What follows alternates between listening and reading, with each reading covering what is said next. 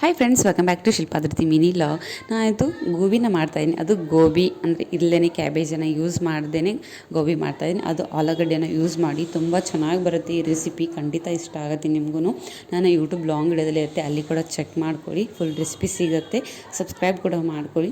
First ಒಂದು 2 ಆಲೂಗಡ್ಡೆನ ತೊಗೊಂಡು ಮೇಲೆರಡು ಸಿಪ್ಪೆ ತೆಗೆದುಬಿಟ್ಟು ಈ ರೀತಿಯಾಗಿ ಗ್ರೇಟ್ ಮಾಡಿಕೊಂಡು ಅದಕ್ಕೆ ಉಪ್ಪು, ಖಾರ, ಅರಿಶಿಣ ಪುಡಿ, ಹಾಗೆಯೇ ಜಿಂಜರ್ ಗಾರ್ಲಿಕ್ ಪೇಸ್ಟನ್ನು ಹಾಕ್ಕೊಳ್ತಾ ಇದ್ದೀನಿ. ಕರಿಬೇವು ಸೊಪ್ಪನ್ನು ಹಾಕ್ಕೊಂಡು ಅದಕ್ಕೆ ಎಲ್ಲ ಮಿಕ್ಸ್ ಮಾಡಿಕೊಂಡು ಕಾರ್ನ್ಫ್ಲೋರ್ ಮೈದಾನ ಹಾಕಿಬಿಟ್ಟು ಈ ರೀತಿಯಾಗಿ ಉಂಡೆ ಮಾಡಿ ಎಣ್ಣೆಯಲ್ಲಿ ಬಿಡ್ತಾ ಇದ್ದೀನಿ.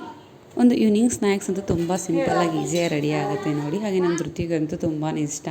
ಇನ್ನು ಈ ರೀತಿಯಾಗಿ ಉಂಡೆ ಮಾಡಿ ತೆಗೆದಿಟ್ಕೊಂಡ್ಬಿಟ್ಟು ಇದಕ್ಕೆ ಒಂದು ಈ ರೀತಿಯಾಗಿ ತಡ್ಕ ಮಾಡಿ ಮೊಸರದು ತಡ್ಕ ಮಾಡಿ ಹಾಕ್ತಾಯಿದ್ದೆ. ತುಂಬ ಚೆನ್ನಾಗಿ ಬರುತ್ತೆ. ಮೊಸರಿಂದನೂ ಕೂಡ ಇಷ್ಟೊಂದು ರುಚಿಯಾಗುತ್ತೆ ಅಂದ್ಕೊಂಡಿರಲಿಲ್ಲ ನಾನು.